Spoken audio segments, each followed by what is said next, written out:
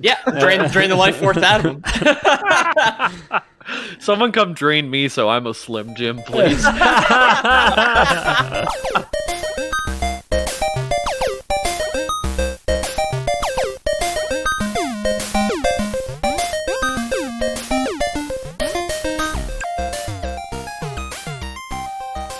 Welcome back to the internet's number one fake history podcast, The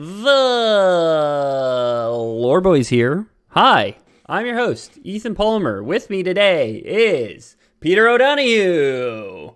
Hi, I'm number 2 host on the number 1 podcast. Oh. Dude, I got debated. That was my turn. I was supposed to go there. Yeah, I was Did he expecting get promoted? I was expecting Jamie to go when I said Peter O'Donoghue. I was like, okay, now it's Jamie's turn to go because I said Peter O'Donoghue, but we kind of biffed the landing, and we've kind of spoiled the surprise that with us today is also Jamie Miller. Hi. Let's, I don't know about this start. Let's just can it. Let's give up on podcasting. Unfortunately, I am in charge of the record button, and it is also my episode, so I kind of gonna go ahead with it. I'm pretty happy with where things landed. Pete's in second place. Jamie looks like a fool. It's I where I want the podcast to go for our listeners, essentially. It's our version of the Olympics that we're doing here on the show, right? Right. Except for the fact we're all remote, so technically we are, smarter than my favorite name on the planet, Mr. Dick Pound, for the head of the IOC. I was not to get us off track already, but I was talking to someone at work today, and our email formats are our first letter in your first name and then your last name. So for me, it would be Jamiller. Right. There was someone with the last name Adcock, and their name started with a B. Oh, So Badcock. Badcock Hey. at email.com. Hey, baby. That's too bad. Very good for him. Oh my god. We had Sarah Lutz too, which became Sluts. Oh, yikes, huh? Yikes. Yeah, I'm at Palmer.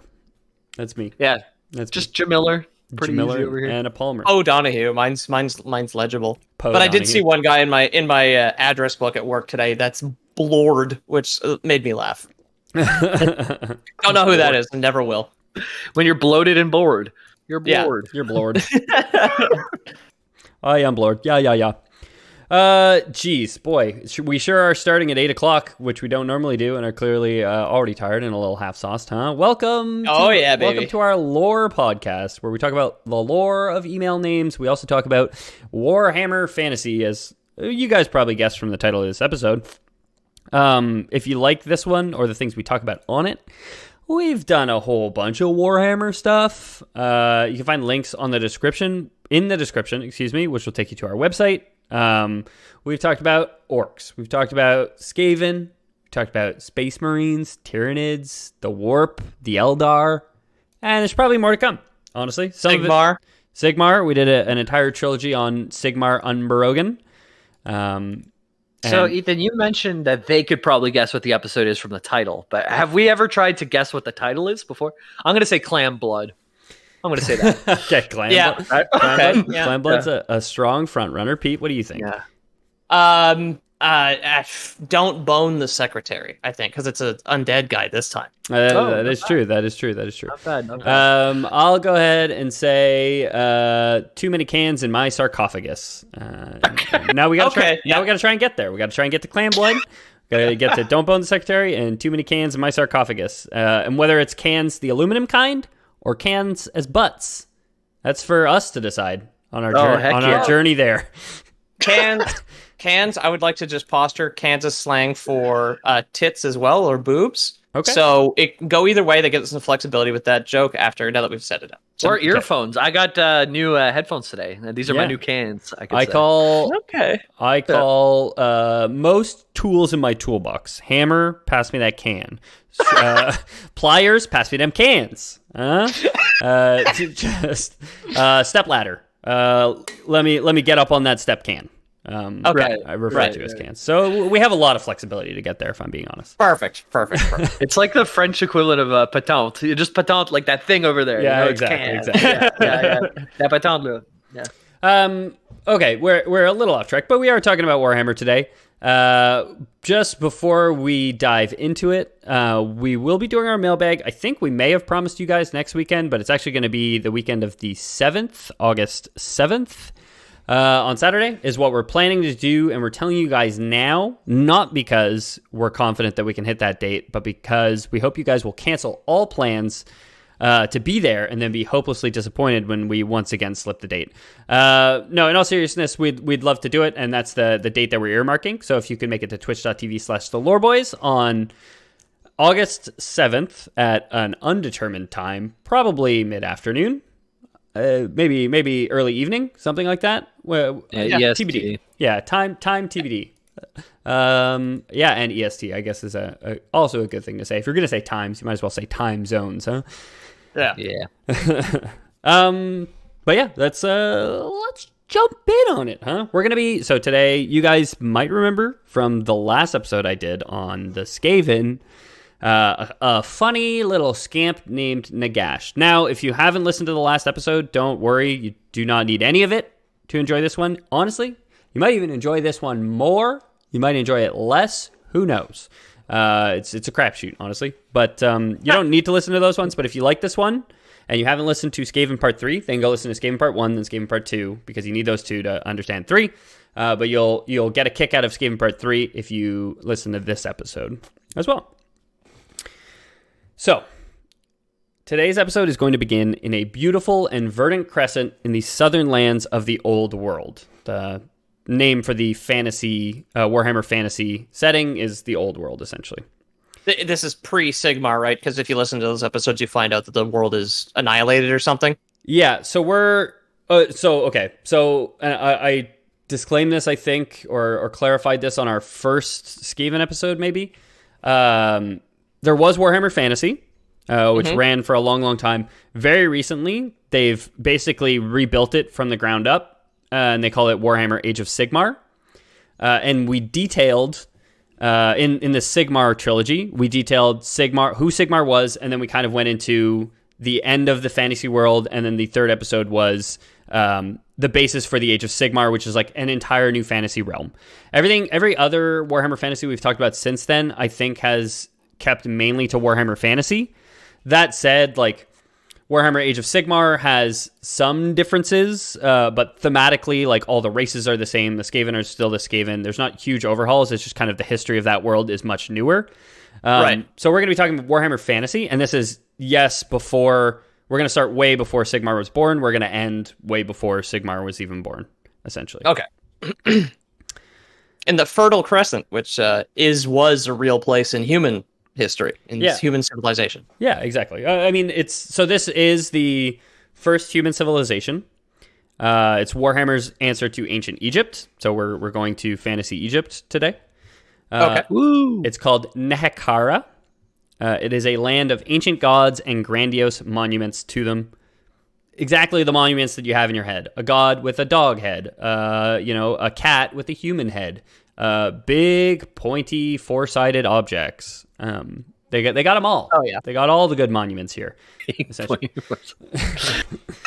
obelisk. I guess those ones are five-sided if you think about the base, but it's a Washington monument invented by the Egyptians and their god George Washington, obviously. Obviously, yeah. Yeah, famously, a man with a crocodile head and that curly white wig on it. Yeah, he tied a triangle to a kite and it got struck by lightning and made a pyramid. That's the George Washington creation myth. Then he changed his name to Franklin. So Nehekhara is ruled by dynasties, long lines of priest kings from the throne of Khemri, greatest of Nehekhara's ancient cities, known as the City of Kings. So this is very similar to real ancient Egypt. You can think of the Khemri line as the Ptolemy line, maybe. Cetra, an ancient, or one of the first and greatest of the dynasty rulers. Wasn't the Ptolemaic line from like North Africa and Greece? Because Ptolemy, like Cleopatra's father, is Ptolemy the Fifth or whatever, and he's from Macedonia. Yeah. Yeah, I think where do you learn that stuff when you guys Wikipedia, same place you learn any of this other shit. Wikipedia and YouTube mostly. Sure. If you know another great line of Egyptian pharaohs, Pete, I wait with bated breath. Oh, I don't know. I all I know is the Ptolemaic dynasty, and then there's like whoever Tut was part of. So you know the most notable one. That's kind of the point that I was trying to make. The famous one. Yeah, exactly. I don't know any of them, so you're one up for me, bud. You're doing good. So these dynasties, they trace their lineage back to the first of the priest kings, named Setra. Fans of Warhammer might recognize the name. He's a member of the race that Nagash, who we're going to end up talking about, rules essentially, as one of the Tomb Kings. But we're not going to get into Setra at all. I maybe on a future episode, because there is quite a bit to him, and kind of the birth of this pseudo-Egyptian Nehekhara dynasty or civilization. But we're not going to talk about him today. But if you would like to hear it, then click on the link to Discord in the description of this episode and tell me. And then I will write it down and I will do it, because I love doing ones that involve nerd shit. In some cases, we may do your request live, because while we were talking, Luke Nukem 501 on Discord requested more Warhammer. So here you go, buddy. So I mute the Discord server when we're recording, but he actually added me, which it doesn't mute if you just mute for an hour. It doesn't mute direct mentions. So I also got that ping.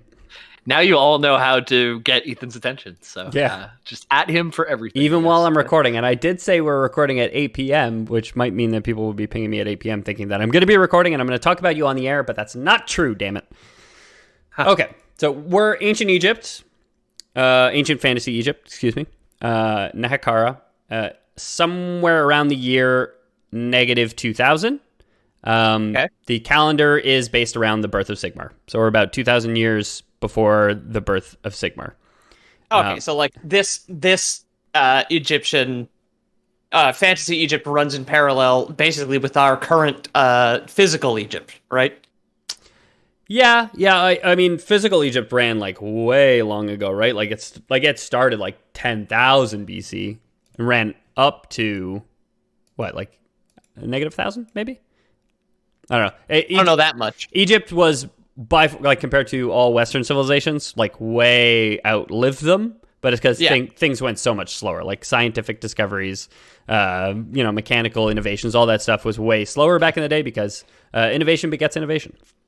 So when they combined the triangles with the square, that was that was a big one of everything. That was a big one for them, you know. Yeah, the guys. Man, as soon as those Egyptians went 3D, boo! There was nothing stopping them. Yeah. the guys before them did the shapes. So we're all familiar with the circle, the wheel. That was a big one at the time. Yeah. You know, the Egyptians started putting them together. Put multiple shapes together, and that was really when civilization as we know it took off. All the people's houses before then were just a single wall. Yeah, exactly. You stayed behind. Yeah. Couldn't keep you dry. Okay, so Nagash is born sometime around the year -2000. He's born to a line of kings, of these ruling kings of Khemri, which is the capital of Nehekhara. It wasn't always, but again, Setra, this ancient king, kind of defined it as the city of kings and the place where this one city ruled all these other cities in Nehekhara as well. Okay. So he's the firstborn son of King Ketep of the third dynasty of Khemri. Now, I know what you guys are thinking. I at least know what Peter's thinking. I'm not sure about Jamie, but I never know what Jamie's thinking of. He's always thinking of the next banger, basically. Firstborn must be a pretty sick deal, right? But that's what I would assume, unless you're a firstborn girl, because then that doesn't count probably in this medieval world. No, Nagash is born boy. Okay, assigned male at birth, and he's firstborn, which in a medieval world would be good. In a fantasy Egypt, well, here's a quote from Nagash himself. Nagash said this in the novel Nagash the Unbroken by Mike Lee. Okay. Had I been second-born, the people of Khemri would have served me gladly, and the city would have prospered. If you would blame anyone, blame those damned gods you so adore.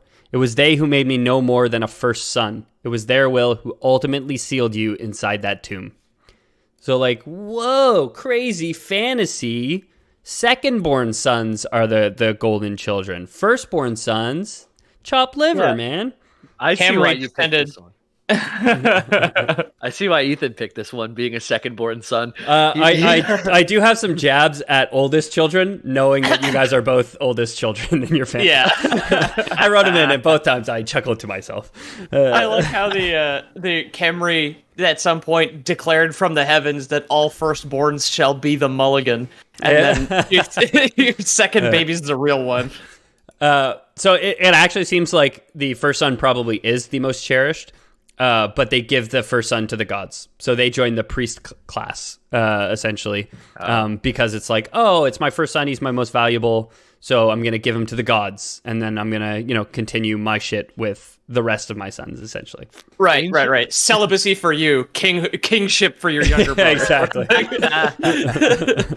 Dude, giving the oldest son to the gods in ancient times sounds a lot like sacrifice. I was happy that you said they go to the priesthood there. Yeah, right. That was also my assumption. Yeah. There was a lot of it again in the Cetra episode. He sacrifices a lot of his kids to the gods, but we're not talking about Cetra this episode. Jamie, I knew that's what you were thinking about when I said not sure what Jamie's thinking this. I was like, he's thinking about Cetra sacrificing all his kids. That's all I think about. So, as the first son, Nagash was destined to be no more than a priest, a servant in the mortuary cult of Khemri, which his younger brother while his younger brother Thutep would rule following the death of their father. So a lot like ancient Egyptians, they're big on death. They're big on monuments and pyramids, which are burial tombs, and interring the dead, and scrambling the brains and sucking them out with a hook through the nose. Yeah. Filling them with wax and putting a wick and lighting them and bringing their scent to godhood levels. Yeah. Wrapping them in linen and having them wake up thousands of years later to chase a Great Dane and a stoner through a haunted house, like all the classics, just regular ancient Egyptian mummy things. So he joins it's a mortuary cult. It's just like the priests of death, essentially. There does seem to be different.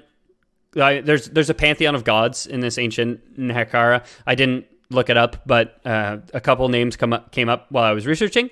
The death god seems to be one of the big ones, where lesser nobles go to the wimpier cults, and they go to worship the wimpier gods. The pristine guys, they go to you go to Harvard, or you go worship the god of death in Khemri. Okay.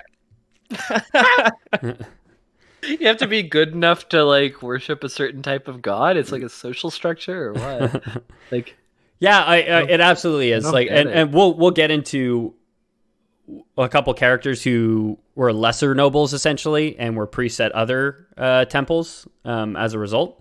But yeah, we'll get there in just a few seconds. So. I have my degree in the university from God of the Harvest. They're just like, I don't think you're right for this position. We're really looking for more of a God of Death sort of guy. Yeah, exactly. We really want someone who will reap and pillage. Oh, not like reap like the God of Harvest would, more like reap dead bodies. Anyway, we don't like you. Yeah. Really just an expression. Yeah, you need 30 years of priest experience. I'm 20 years old. Yeah. Try to buy a pyramid. They're way out of everybody's price range these days. Everybody's 25,000 gold coins in debt the day they graduate. It's ridiculous. Well, Actually, the thing with pyramids is one person sells it to two of his friends, and then to two of their friends. That's how the pharaohs did it. Yeah. That's why they call it that. Yeah. With an actual pyramid, that would just be like a roommate scheme where you guys just shared the cost of an actual pyramid. The higher up you live, the less space you get, though. That kind of sucks, Yeah. I have to be entombed with some of my buddies and this random guy from another country that we don't really understand. We don't see him much, but he pays. Fun fact, first floors in buildings used to be where rich people lived, and it was poor people who lived in the higher floors until the invention of the elevator. And then rich people started buying the higher floors because now they got the view and they didn't have to walk upstairs. See, that's why I got my basement apartment. Because you're a rich guy. No elevator in the building. Oh, I would have paid for a top floor place, but there's no elevator. You understand? So yeah. My place comes with ants. They're like little friends. Yeah. Extra protein for your pizza. So most of the story I'm going to tell comes from this trilogy by Mike Lee. I don't know precisely when Thutep and Nagash's father died. I assume it was when they were young. So before he dies, a cabal of dark elves shipwreck themselves on the eastern shore of the desert. So the desert butts up on a sea, and one day some dark elves basically crash land there.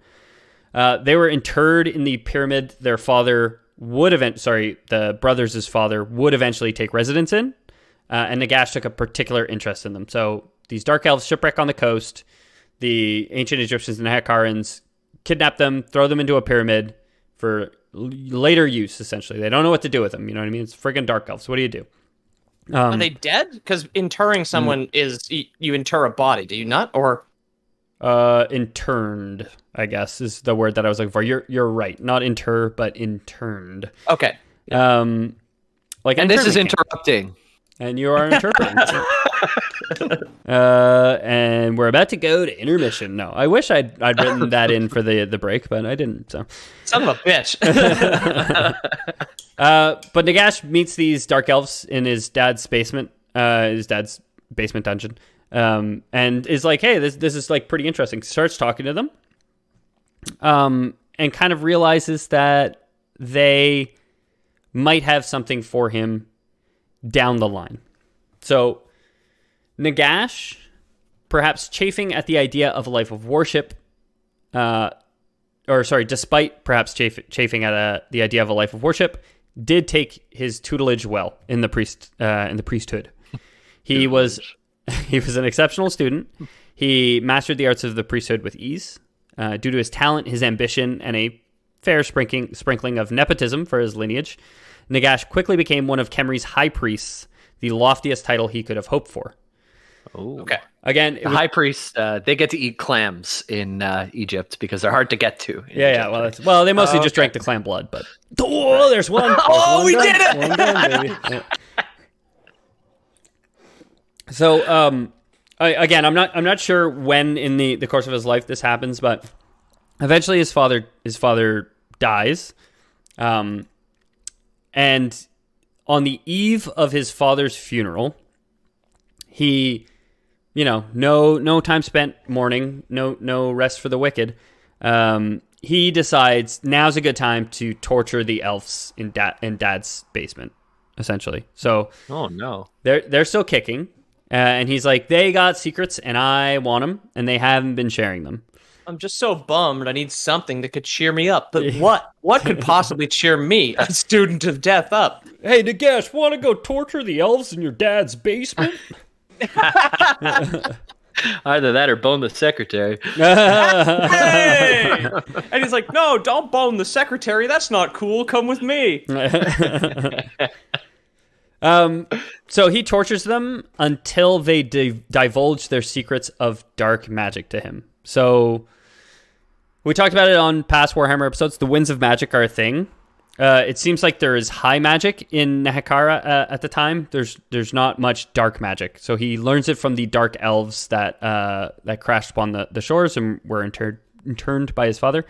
And that's where he gets his first little taste of dark magic. Or you guys remember what the name for dark magic is when we're referring to the names of the winds of magic? Oh, isn't it Dar or something? Nailed it, Pete. Dar with an H. And Jamie, I'll give you the steal chance if you can name high magic. It's way harder. Hig. Yeah, it's way harder. It's Keish. Just in case you forgot it, it's Keish. I was thinking, like, what about street magicians for like dark magic? They just have like a candle, put their hand in front, and blow it out, and it's gone. Yeah. It's dark now. Yeah. And these elves are the ones who are going to teach Nagash how to do that properly, right? The sleight of hand to blow out the candle. To blow out the candle and not have people realize that you're blowing on it. Yes. You'll be a hit at birthday parties. So Nagash, again, either before this or I think after this, becomes High Priest, the loftiest title that the priest class could ever reach.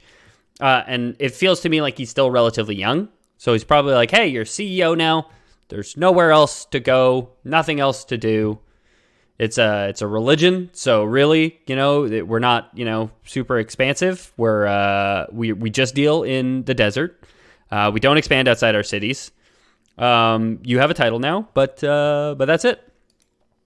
Yeah, what do you do when you're bored and powerful? It's crimes against humanity. It's as true as it is in the real world. Pretty much. So he's not content with the amount of power that he is. Full of an overbearing amount of Big Brother syndrome, Nagash wasn't content with the hand-me-down rule of ascension that made the kingdom go to his brother, right? So, hand-me-down rule of ascension. Yeah. You got to give him your old Oshkosh Bagosh clothes, Your mom insists you give him some of your Pokemon cards, and sure, you only gave him Jigglypuff, like, who cares? But you got to keep your shiny Charizard, but when your dad's like, oh, by the way, you got to give him the kingdom. It's like, that hurts. That hurts. And you can't just pick up a secondhand kingdom from somebody else by like conquering it or something, right? Yeah. Like, you go down to the Thrift Kingdom and murder their king. You go to a much smaller kingdom with you go to a pretty good kingdom with a very young ruler, and you just convince that younger boy that no, your kingdom's actually worthless. I'll trade you for mine. I'll trade you for this Jigglypuff card. And then he's playground rule. And then his mom calls your mom, and it's like a big thing. Yeah. First edition starter cards of the starter Pokemons rather are actually worth a good amount, even though they're fairly common compared to the other ones, because everybody wants to have their favorite starter, like their Charmander, their Squirtle, or their demand controls the market. Our other one. Yeah, it's also don't buy or don't sell your cards right now. Yeah, the market's down. Okay, there's yours. Maybe on Wednesday it'll be up though. Maybe you just gave all of our listeners the worst advice possible. What if it skyrockets? All the Logan Paul kids who bought their cards are all selling them right now, so they're just it's flooded. Don't Jamie, don't pump and dump when we're not live, for Christ's sake. I'm gonna lose all my fucking money.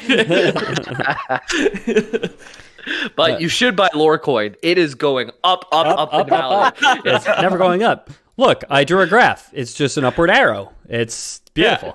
Right? Can't argue with that. Let's be real. I drew the graph. Ethan didn't, but whatever. Yeah, I came up with the idea for the graph and wrote it down and shared it with the listeners, but whatever. Yeah, all right. So Nagash begins to plot his brother's downfall, though in doing, he would show the breadth of his cruelty. His plot to seize the crown began with gossip, of course.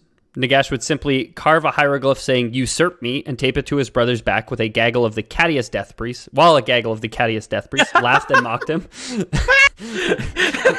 It's like tape a clay tablet to his robe without noticing. Is that true? Are there like rowdy boy pranks in the novel? No. But this is purely Lore Boys canon. But I like it, honestly, and I tried so hard to come up with what a hieroglyph saying "usurp me" would look like, but I couldn't figure it out. I'm not that clever a man. I'll try and figure it out. I guess listeners at home, write in on Discord with your drawings of what you think a "usurp me" hieroglyph would look like. I mean, I think it's a man with a crown and then another guy kind of laying down injured with the crown off of his head. I think that's what I would do. I would say what if it's just like the picture of the sideways Egyptian guys, but just one guy's usurping the other one. It's like a literal photo. Oh, they're doing like the 90-degree arm thing, but he's just yoking the crown with that 90-degree arm. Fucking it off his head, yeah. Got it. Yoink. That's dumb. So in actual in Games Workshop canon, not Lore Boys canon, Nagash begins corrupting the religion itself. He turns their rote incantations into things more perverse, and in doing so, he begins gathering like-minded acolytes. The foremost of those acolytes was a cruel nobleman named Arkhan, a name which listeners familiar with the Tomb Kings and the Tomb Kings lore might recognize. And we'll get into, I will get you guys into who Arkhan is a little bit, but he's a playable model for the Tomb Kings, essentially. Oh, okay, cool. Is he also a cranky older brother like me? We'll say Loreblade's canon that yes, he was an oldest child as well. Okay. He was also, actually, that would make a lot of sense because he's in the priest class and he's a noble. So I said it, saying Loreblade's canon, but actually, you're probably right. He was probably the firstborn. Yeah. I'd like to see the author of these books come and defend any of the things we're claiming right now. He can reach out to us on Twitter. I challenge you, Mike Lee. Yeah, if you're alive, I've never heard of you. So Arkhan was also known as a rake, which is a disreputable person, a rogue, if you will. Yes. Someone who spent time in the lesser respected temple of Asaph due to his relatively weak nobility game. This is kind of just what I was referencing before. It seems like if you're of a lesser noble house, you get put in the shittier priest classes. So he hangs out at that temple, which I didn't look up what Asaph is for. We'll say harvest, though I think harvest would actually probably be a pretty big one for these people. The god of good enough. Yeah. Yes, pray to the god of mediocre return whenever you can, really. So seeking co-conspirators against his brother, Nagash promised Arkhan and other lesser nobles, power and wealth if they supported him. So he's gathering that clique. He's got his. It's a classic coup. Like that's what you have to do. Find other people, and then lie to them, so that they don't kill you when you become emperor. Exactly. So he's got his backbiting teenage priest caste at his back. Nagash knows that he has to take out Thutep's bodyguard first. This is something that happens in the book, but in the all the research that I did, which admittedly not the most research in the world, not as much as, say, reading the book, but he doesn't have a name. For a book report. That's it. Good enough for a book report. He doesn't... Man, this really is just like the B+ book report podcast. No? Yeah. Well, really is. Just like, yo, Pete, did you finish Metro 2033? I'm like, nah, but I could talk about it for an hour and a half. Who cares? I got like 75% through it. The most I've ever done is for the Arthas episodes. Is I read a whole book, played through Warcraft 3, and played WoW. But that was just because WoW is so addictive. So that was easy. Okay, well, Jamie, do you want to get addicted to this episode? Yeah, I'm in. Arkhan will come to be known eventually as the Lich King. All right. Oh, you in? That's the buy-in? Yeah, I just put my seatbelt on my desk chair on, and I'm strapped in, and I'm ready to go. Jamie's all in his high chair. You know, we've removed the plastic table from in front of him so he can access his keyboard and mouse. He's ready to game. It's coming off. We're getting into the action, baby. I'm gonna move the mic stand away because I like to kick my legs while I'm in the chair.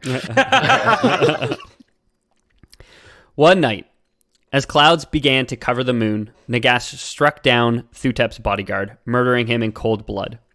His brother wouldn't even be that lucky. Nagash subdued his brother and dragged him to the great pyramid which their father was entombed in. There, Nagash buried his brother alive with nothing but the dusty old bones of the father who clearly paid too much attention to the younger sibling.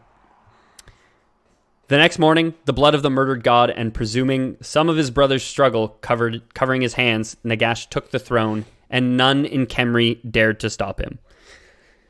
So, presumably the king's bodyguard would be like the greatest warrior in the land, right? Especially in a high fantasy world where like there's a clear discrepancy between warriors other than just like this guy's slightly stronger and faster and slightly more skilled with a sword. It's like maybe this guy could do magic or something like that, or had, divine enchantments on him. Who knows? He had a magic sword. God only knows. Yeah. So Nagash kills him and then buries his brother alive next to their father. Like, doesn't even go to the trouble of killing him. The quote I read you guys before, I'm pretty sure was him saying to his brother when it was like, don't blame me, blame the gods for making me firstborn, was kind of in reaction to this event. Okay. That's kind of fucked up, isn't it? That's not fucked up. It's no chill. It's no chill Nagash over here. You could have had, just in this case, the courtesy of killing him, opposed to having him suffocate in the sand. Yeah. Yeah. Very much a courtesy. Probably die of thirst because he was in a burial tomb, right? So Yeah, it's probably warm in there too, and like a little sweaty. Yeah, at least you get Dad.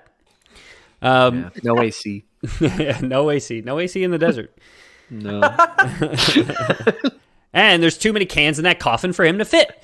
Got it. 1, 2, 3. All right, dude. I'm checked out for the rest of it. We got our mission done. No, wait, we haven't got to Arthas yet, dude. We haven't got to Lichfield yet. Okay, you're back in. Come back. Okay. The reign of Nagash had begun, and it would signify a dark time for the people of Nehekhara. Once he takes power, he quickly realized that the desert sand is always more golden on the other side of the fence. The fence being a barrier to more power, of course. He had long ago disposed of the dark elf tutors who had once been held captive in his father's pyramid, but his interest in dark magic never truly stopped. His newfound subjects feared his power would draw down the very wrath of the gods. So he's becomes king. No one dares oppose him because that was a power move, burying your own brother alive after killing the greatest warrior in our country.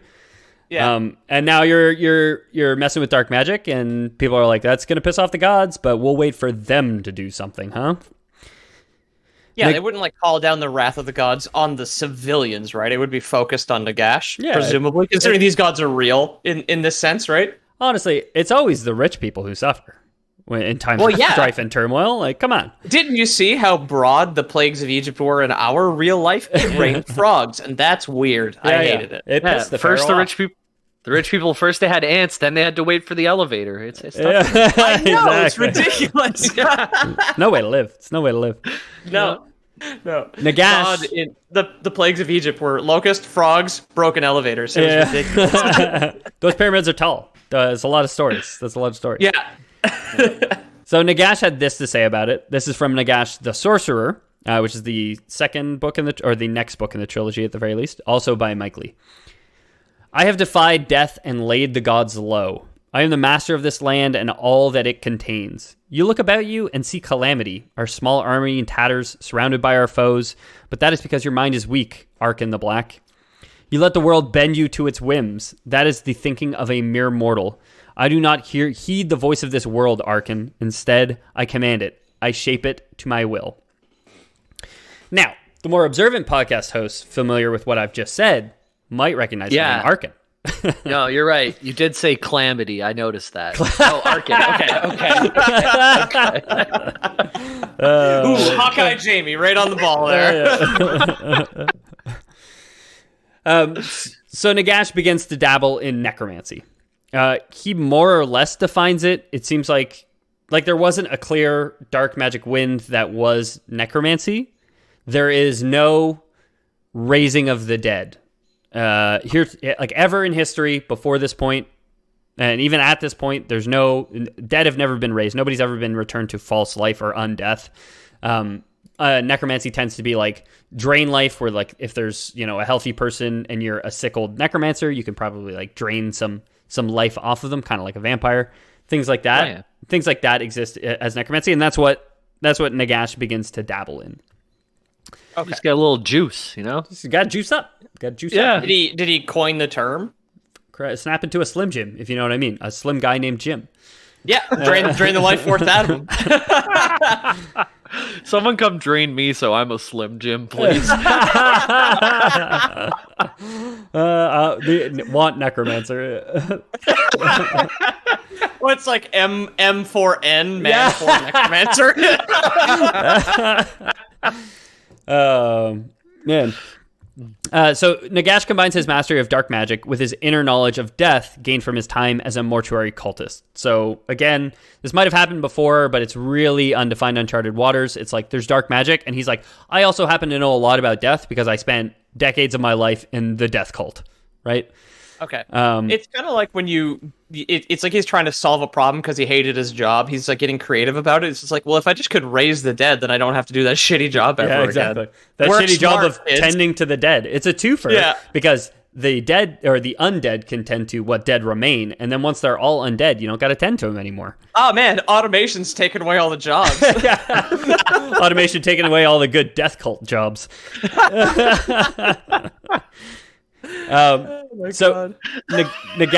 Nagash.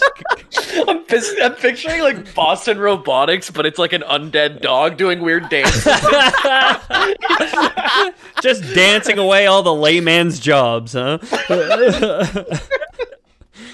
Nagash commits his research into 9 devilish tomes, the Books of Nagash, which to this day, which is several thousand years in the future, are the most powerful sources of necromantic magic in the world. So still, if you're a budding necromancer, you want to get your hands on those books. That's the good shit, you know?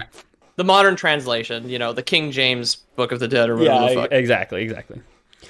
He also manages to create the Elixir of Life, allowing himself to be forever young and never the victim of harsh middle school ageism. Excuse me. Made from distilled spring water, human blood, and chamomile, Nagash first allowed Arkhan the Black, now his chief vizier and most loyal servant, to imbibe it as well. So Arkhan has become his right-hand man, his go-to, his confidant in all things, and he creates this elixir of life, keeping himself young, and he's like, you know what, Arkhan? You're a good guy. I'll give you some of this. You want to be young forever? Is that the Lore Boys recipe, or is that the real thing?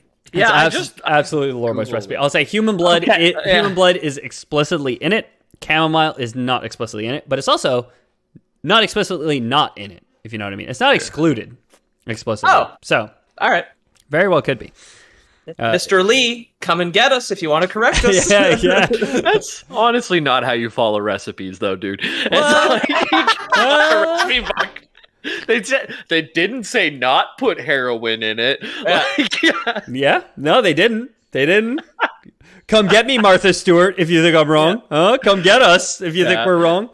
When I'm making pickles, they didn't say don't put baking soda in there with the vinegar. Dude, never do that. Never do that. Don't even joke, dude. I wouldn't mind a pickle volcano you want a pickle volcano? Some poor 18-year-old fresh got his explicit tag permission to listen to podcasts on iTunes, listening to our podcast, hears about a pickle volcano, gets all excited, blows his house to hell with pickles. Is that what you want? It smells like dill and garlic. That's my livelihood. Yeah. Careful, that's a spicy pickle. No! It blinds both his parents. And then he becomes a supervillain.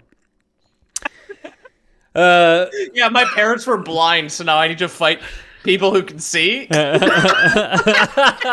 pickle volcano parents. my pickle volcano parents. I can't believe we didn't come up with that one at the top of the show, right?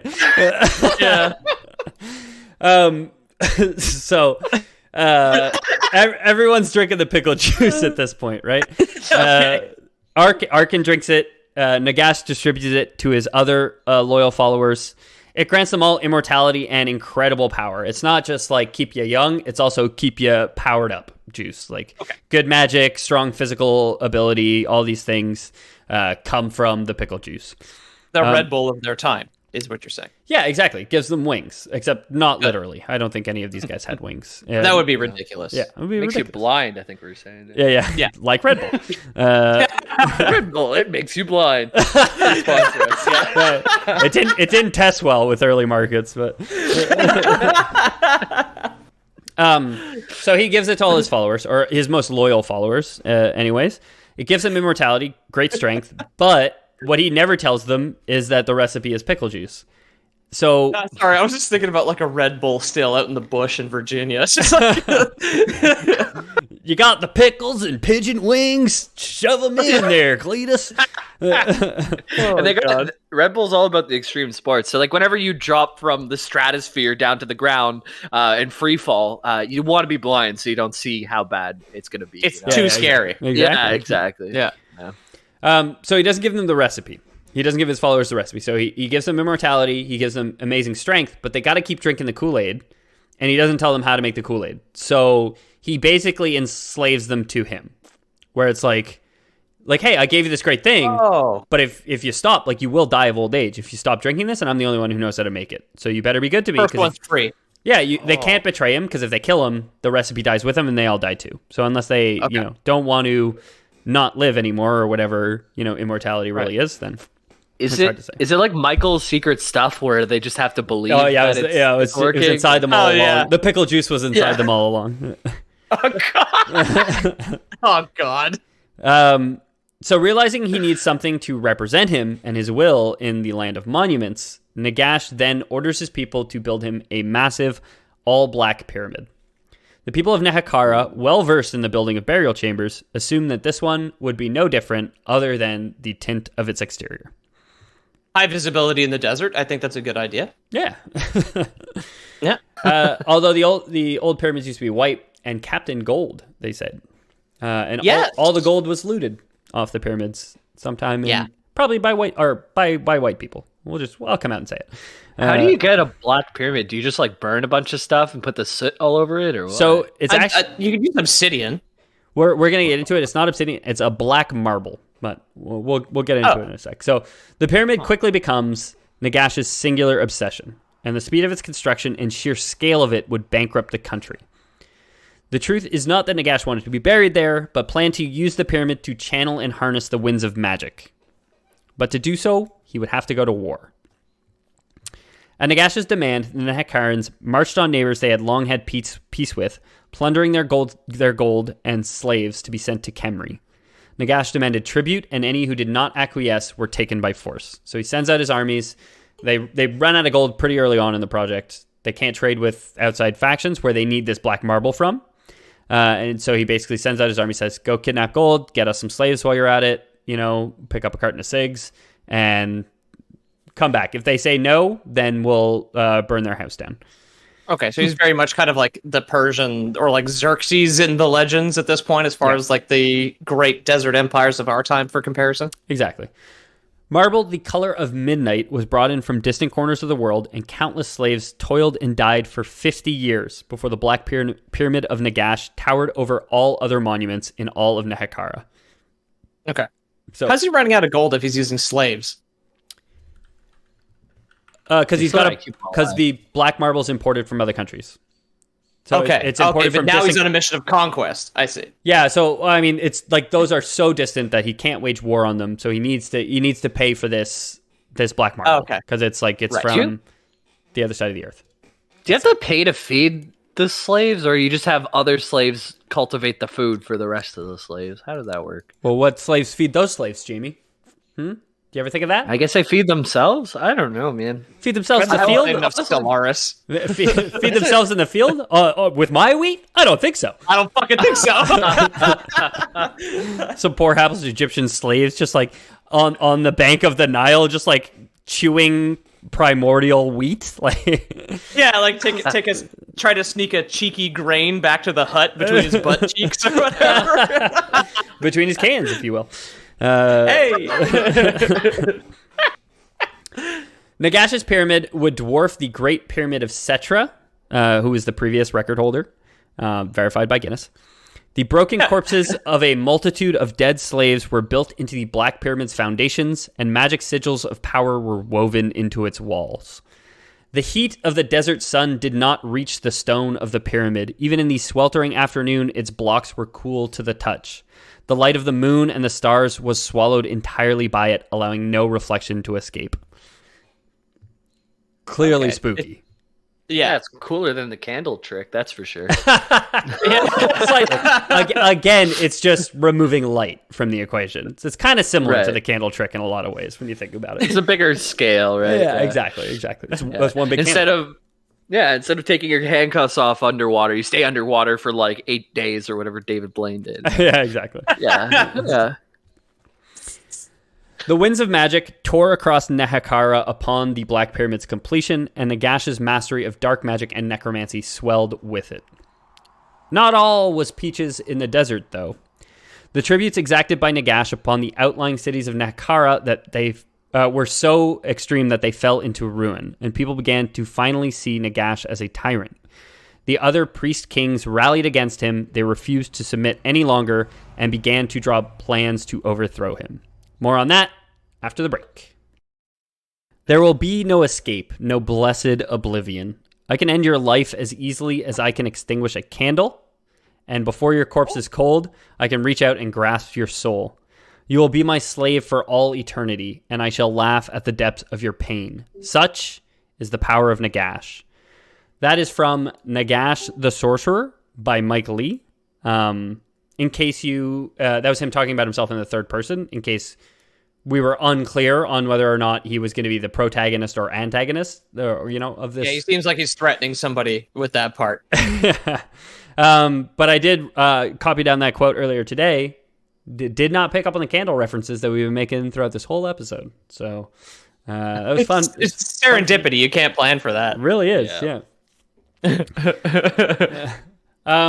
So yeah, before the break we were talking about Nagash's followers, the priest kings that kind of ruled the other cities in Nehekhara, the ancient Egypt of Warhammer Fantasy, plotting his downfall, plotting to overthrow him and revolting against him. Okay. He's got all the pickle juice in the basement of that black pyramid, I swear. We're going to get it. We're going to get us some pickle juice, boys. And we're going to share it equally. I promise, said one guy on the council. Yeah, that's it. So they have cucumbers, but he's also bogarting the vinegar supply. So it's like they can have fresh English cucumbers, but they don't got no vinegar to turn them into pickles. Where do people get vinegar from? Like, it's an acid, right? It's acetic acid. I think you can probably make it. I don't think there's a natural... I mean, there's a natural source, but it's probably like a mixture or something. I have no idea. Sour cows. Whoever did that first. I think it's milk. I think it's milked from sour cows. Oh, yeah. Oh my god. That would burn coming in and out. That would be... yeah. Not if your body was adapted to it over generations. They're fine. The cows in my basement. They're living their best lives, okay? I don't know where vinegar comes from, but I did watch a documentary, or not a documentary. I watched a mini episode on why avocados are so expensive from Business Insider this morning, and they called avocados alligator pears, and I thought that was such a fun name for an avocado. I'm only calling them that from now on, alligator pears. I mean, it looks exactly like that. Those two things had a baby, so it's absolutely true. That's cute. That's your animal fact, I guess, for the day. Is avocados are called alligator. Dude, if vinegars came out of cows, I think they'd drop the M on what they say. They would just go ooh all the time. Very nice. Well, we've peaked as a show, so I guess strap in, listeners, for the spiral. I guess now. Haphazard descent to ignominious demise. So to face the defiant priest kings revolting against him and his rule, Nagash used his powers to do what no one had ever done before. He would be the first one to make the dead walk. Remember I said before, it never happened. Nagash does it now in response to all his human followers being like, you're kind of fucked up, dude. It's fucked up what you're doing.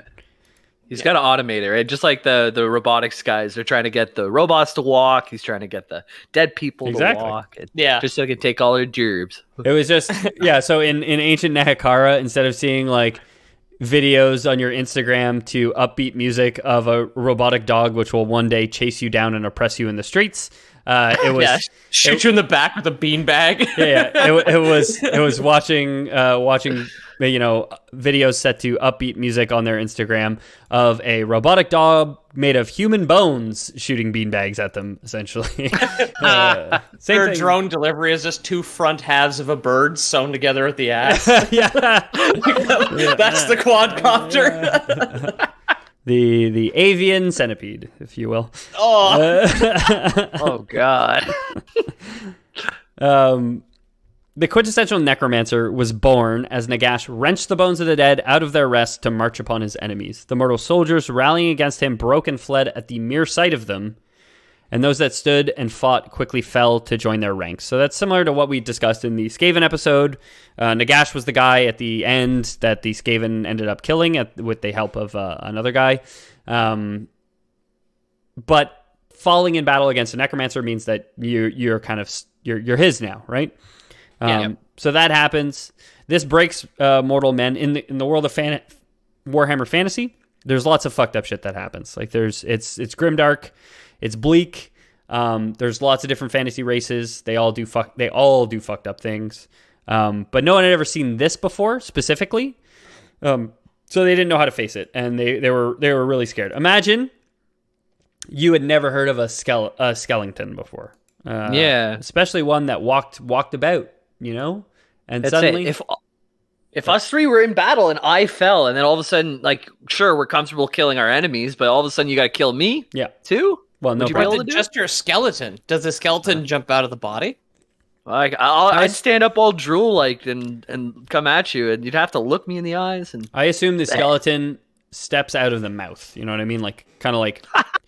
takes two hands, and then takes its fingers like out of the arm sleeves of the flesh, gets them into the torso, and then kind of like just skeleton fingers poking out of the mouth, stretching it a bit, getting the skull out, and then once the skull's out, I mean the shoulders are hard. Once the shoulders are out, it's like a baby. Now it's like now we're booming. I'm just a Jimbo sleeping bag at that point. And I assume the skeleton keeps you for a sleeping bag because skeletons must get cold. They got no meat on their bones. Yeah, you can.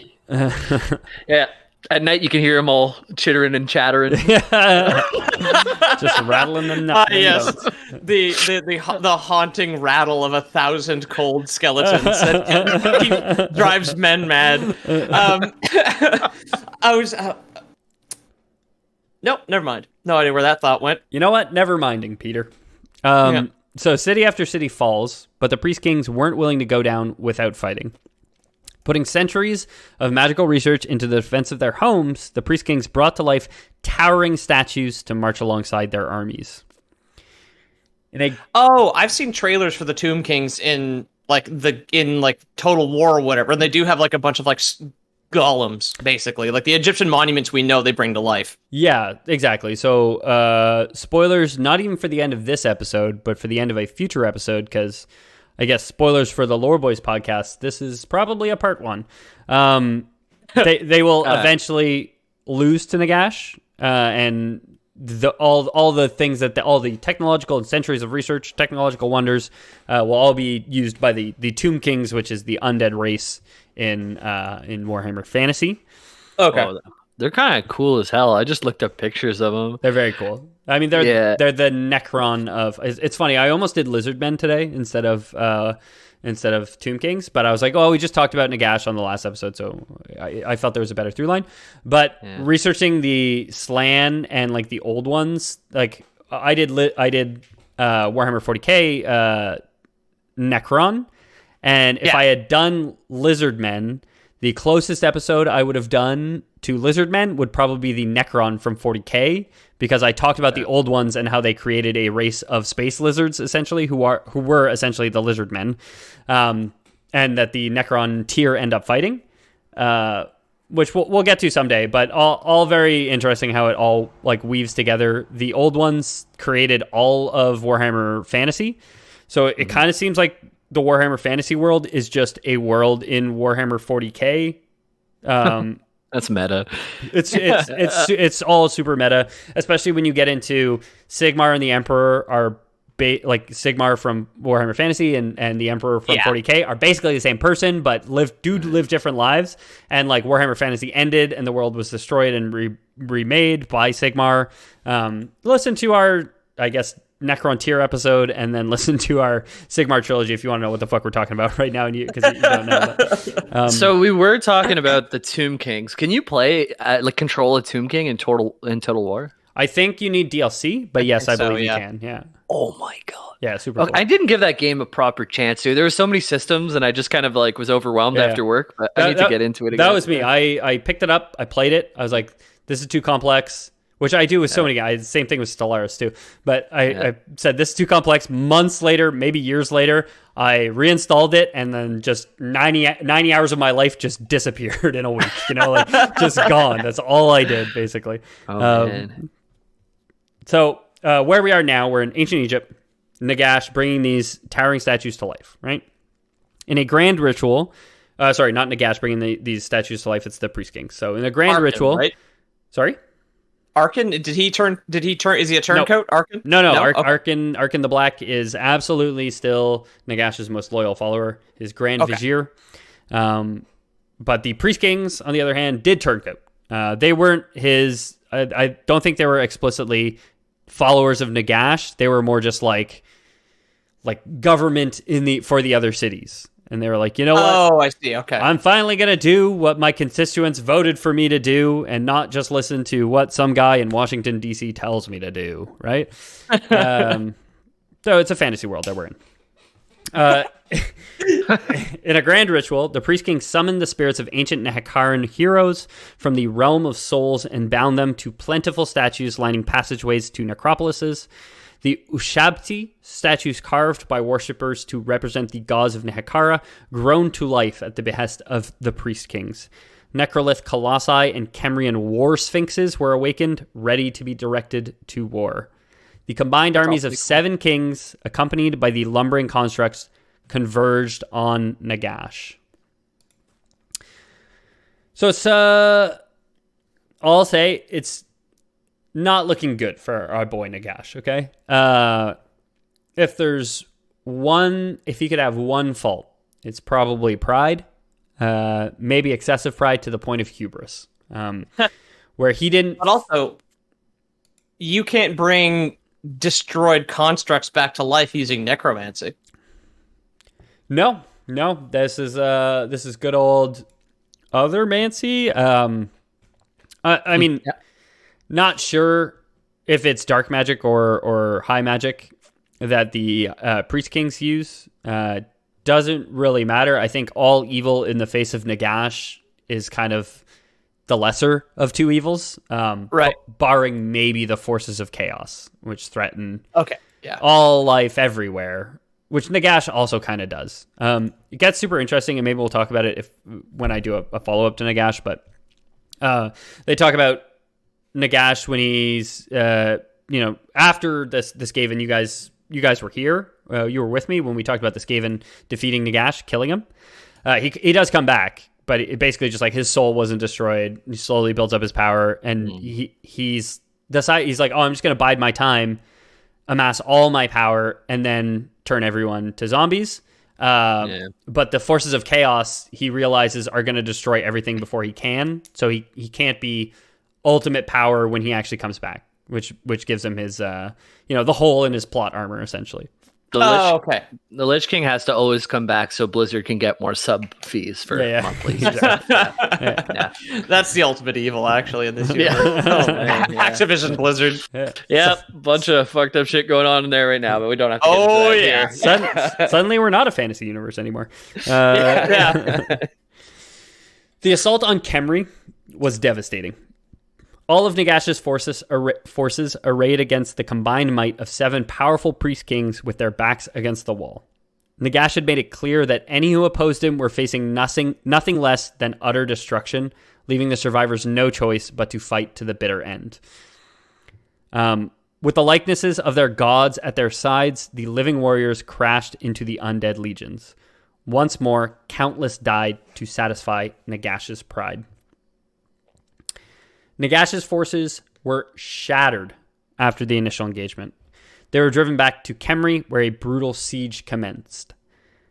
Arkhan, Nagash's Grand Vizier, and still his most loyal follower, would die at this siege. Again, I mean, we're talking about necromancers. Spoiler alert, I already said it at the top. He's a Tomb King that you can play as. So, probably play him as an undead at some point, right? Yeah. One account tells of Arkhan holding the amassed armies of the 7 kings at bay single-handedly, sending wave after wave of magic on top of an impromptu pyramid of corpses. So Arkhan's living up to the Grand Vizier title, I suppose. Yeah. And he's just holding literally 7 armies at bay. Again, this is an account, so this is a fictional historian telling us this, so I guess take it with that fictional historian grain of salt. Right? Yeah, I like how it's also like a pyramid of corpses, apparently, so it totally fits in with the rest of the architecture. The wiki wrote it as pyramid of corpses, and I had that exact same thought, and then I said, you know what, I like it too. We'll say it's his own little pyramid, because Arkhan wouldn't get a pyramid. It's only the kings, right, that get pyramids. And so he finally gets that pyramid as a bitch older brother. He finally built the pyramid he always wanted. Every time a bell rings, an angel gets its pyramid of corpses. It's a trickle-down death economy. It'll be fine. Yeah. Arkhan's just got to work on his upstream. That's all. Yeah. Perhaps as Arkhan's focus falters, a throwing spear would hit him in the chest. Staring in horror at the shaft, knowing it had pierced his heart, Arkhan uses his dying breath to utter a terrible curse that would befall any who touch his corpse. I couldn't find specifically what the curse was, but I assume it's like, I don't know, your palms turn all fuzzy, the worst things you can imagine would happen to you. Fuzzy palms. You go blind and get hairy palms. Yeah, razor blade arms, pickle juice in the eye, all the worst things. Within seconds of falling, dark flames consumed Arkhan's flesh, leaving behind naught but a blackened skeleton. The people of Nehekhara erected a cairn of stones over him, though whether to honor his bravery or to avoid touching his remains, it is unclear. So I actually I had that thought about the Pyramid of Corpses, saying he made his own pyramid in the end. But then they actually build him like a little cairn, which is kind of looks like a pyramid if you squint. Yeah. And it just uses all squares instead of triangles. That's a caveman pyramid.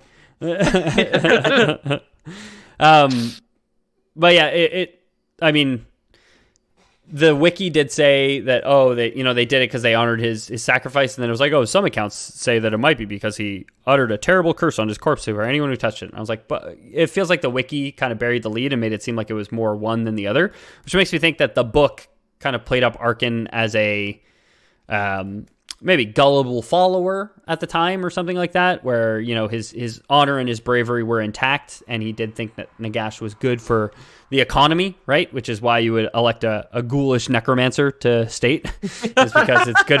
Yeah, you know what?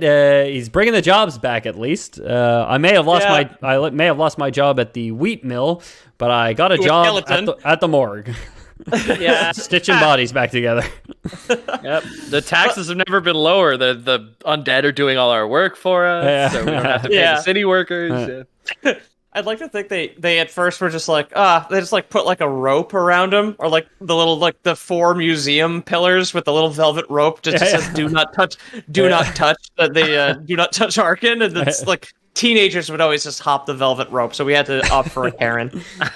Or like the wet floor signs or whatever that they put up, just like a janitor put one of those, cursed body, like do not touch. It's got like a little slipping like Egyptian hieroglyph guy on it, with hairy palms. Yes, of course. So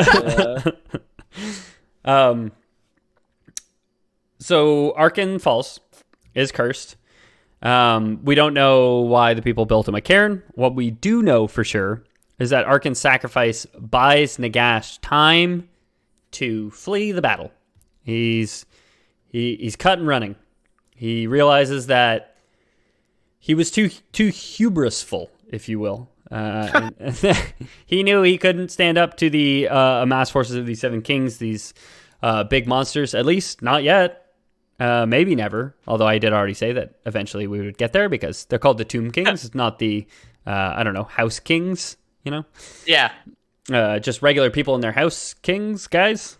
Just the normal kings is like not the most interesting army to play, but they're fun to paint. Yeah, reality kings, I think they call them. Yeah. Honestly, normie kings could just describe white people, right? Because we're like normie kings. We're kind of on top, but we're pretty normal. So,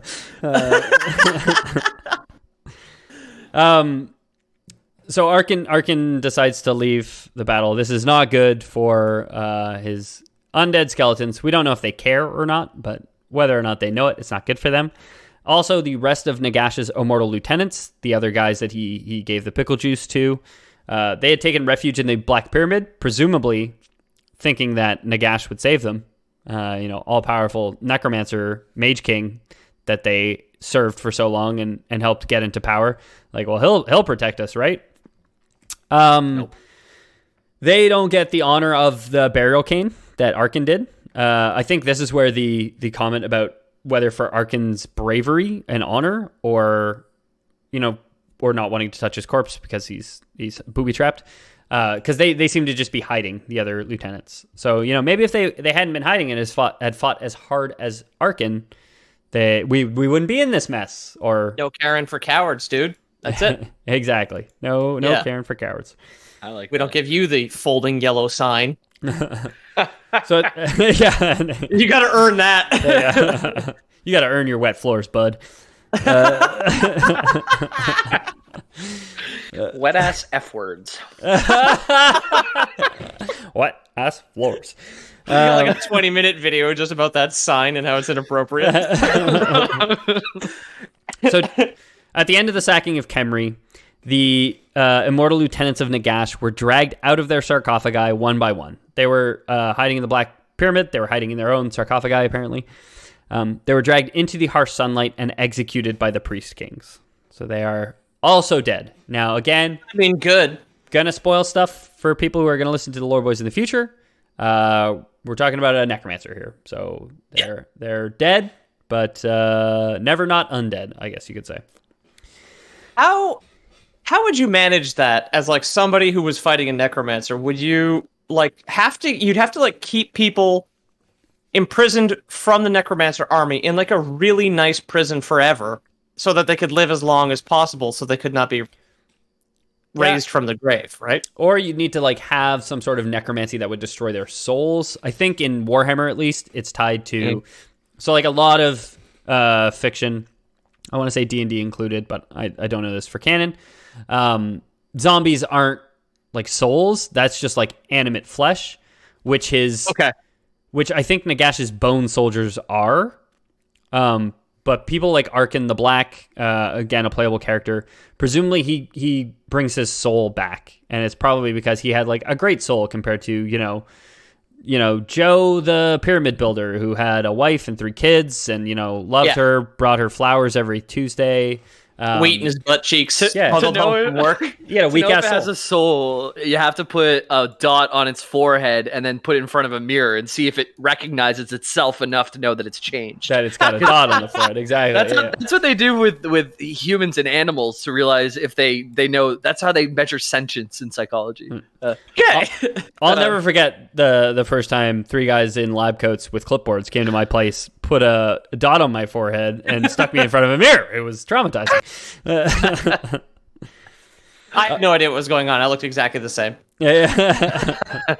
Just nothing. Didn't even really realize there was a mirror there. I just thought it was some other guy, But I wanted to fight him right away, but I couldn't get through the glass. I started barking at him. So Nagash, fleeing the sands of his home thanks to Arkhan stalling, swore revenge. He vowed to turn the entire world into a kingdom of the dead, who would never turn against him again, and he strode north to plan his revenge. Centuries later, an unlikely king named Alcatazar would rise in Nehekhara to resist him. Now... George Bush went after those guys, didn't he? Yeah, the Alcatazar. Well, it's because his dad armed Alcatazar, and then realizing that was a mistake 20 years later. Alcatazar is the guy from the Skaven episode, isn't he? That is the guy that we know, or the listeners who listen to the Skaven episode will know. Eventually, does get some sort of revenge against him, but you'll have to listen to that episode to figure out exactly how that happens. Yeah. I do think I'm going to do a follow-up to this episode. I think it's going to talk about Alcatazar, who he is, and how Nagash ends up back in there. Honestly, you guys might not remember, because it's been a long time for us, and we have the memories of Goldfish when it comes to remembering our own episodes. But the Sigmar episodes, episode 2, I want to say, maybe 3, at the end of the world, Sigmar fights Nagash's forces and fights Nagash himself. So if any of our listeners don't remember that, you can go back and listen to the Sigmar episodes, and there's a mention of this guy back there too. It's been quite a through line in my Warhammer episodes so far. Happy I was able to finally get to him. If you liked hearing about it, want to tell me so, then you can click on the Discord link in the description of this episode, or go to loreboys.com/about, where you can find links to all our social, including a lot of social which we no longer use, which we should probably clean up or start using. But we won't do either of those things by the time this episode starts. So you'll find all the next 48 hours, baby. Not a chance. Not a chance. If I was a gambling man, I'd say no, thank you. You give me 10,000 to 1 odds, and I could be in charge of making it happen, and I would still say no. I'm not taking that bet. It's a waste of money. I ain't logging back into Twitter, motherfucker. I've been Ethan. Love to hear from you guys on the Discord. Well, even if I won't sign back on Twitter because it's, I think, bad for my health. I do enjoy Discord. I love everybody there. Let's hit some of the favorites. Fragile Shark, Jesterful, Fitty, all your other favorites. Terry, the hits. You know what I mean? The new guys. Anime Rules 1, 2, 2, 3. Luke Nukem. What was it, Luke Nukem, who asked for more Warhammer while we were recording Warhammer? Yeah. I Don't Sleep, William. I'm reading specifically from we got Bray. Those are all online folks who are paying us, so that's paying cool. Us. Oh. Yeah. Good call. Darnell. I mean, how do they pay us? It's loreboys.com's, it's patreon.com/theloreboys.com. Yeah. That's where you can go to donate if you want. It's something like that. Jamie, did you have anything you wanted to plug into this before we stop plugging things? My name in Final Fantasy 14 is UNICEF with an S and a PH, like Seph. So UNICEF Erathia, like Sephiroth. So please send me some in-game money and stuff because I want to get rich in that game. Yeah. So just get me rich. Give him stuff. Cool. Go fishing with Jamie in Final Fantasy 14, please. Yes. Peter, anything? At Loreboys Podcast on Instagram, please. That is the only thing that you cannot really efficiently access directly through the loreboys.com/about. Yeah, you can though. It's very easy. You always say this. It's your browser Instagram. No, but if you're on your browser on your phone, it opens the app. We've talked about this. Talked about this on the podcast before. Do what you always scares me. Do whichever way you want, listener. Guys, I'm so proud. I beat Risk of Rain 2 on the hardest difficulty this week, and to me, that was a real gamer move, and I feel really good about it. We should play that together too. Was that before or after you bought your Gamer Girl setup? Now I got my Gamer Girl set. I could beat it again, I bet. As a reward for beating it is why you got all your new accessories, right? You got a bunch of RGB peripherals for the fans of computer gaming, not tabletop gaming, that are listening to this episode. I can play WoW with one hand. All of my abilities are on the side. Oh, good. It's pretty crazy. But now you can keep your latex glove on one of the ears of your microphone while you wear yoga pants. And I've been your host, Ethan Palmer. Thanks so much for listening, everybody. Really, really, really means the world to us that people do listen, continue to listen, and continue to tell their friends. If you think someone you know would like the show, just mention it to them. It's the best way for us to grow, for sure. If you're too shy or too lazy or too complacent to do that, then you can always leave us a review. Also a very great way for us to get noticed by the Google bots, if you will. Leave a review on whatever podcasting app you can think of.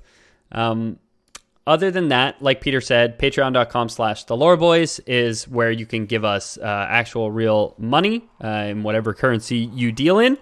And besides that, if you don't trust Patreon, we do have Loreboys Prime, the very special service that we've always offered to everybody. Way longer than we've offered Patreon, that's for sure.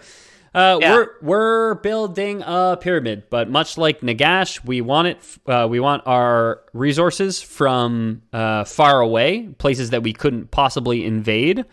So any listeners in Montreal, Eastern Ontario, kind of all the way to Sherbrooke, maybe to Quebec City, don't even bother. We don't want your stuff because we could just come take it from you if we really wanted.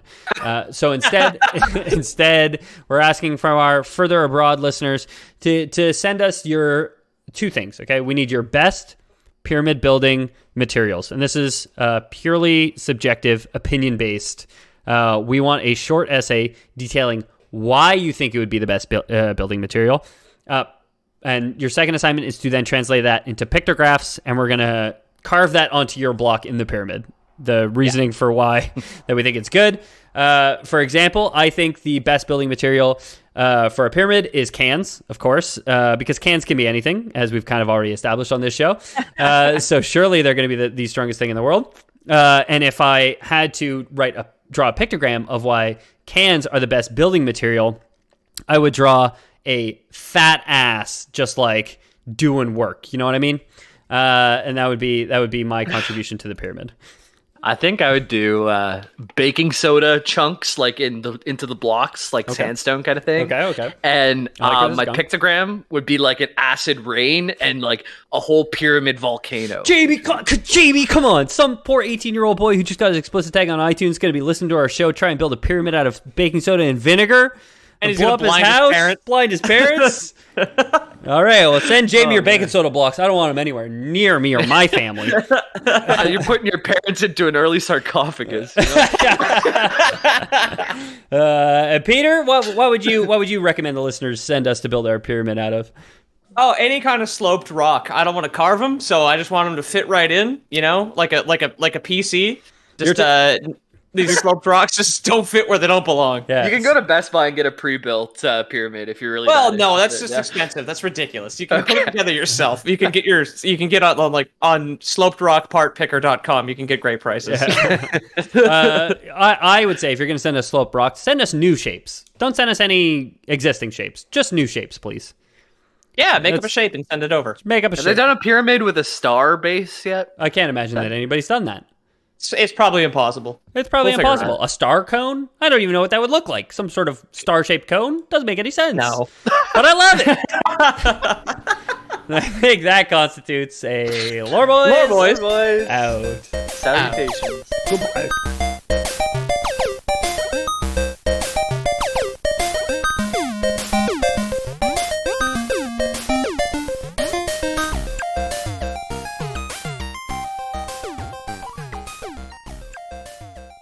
My name's Ethan. If I could be any kind of Reddit armchair specialist, I would like to be a Reddit home inspector so I could judge other people's houses based on the safety in which their family lives. Ooh. Yeah, I'm on, what's that Reddit with the dick costumes? Where people, you guys know it?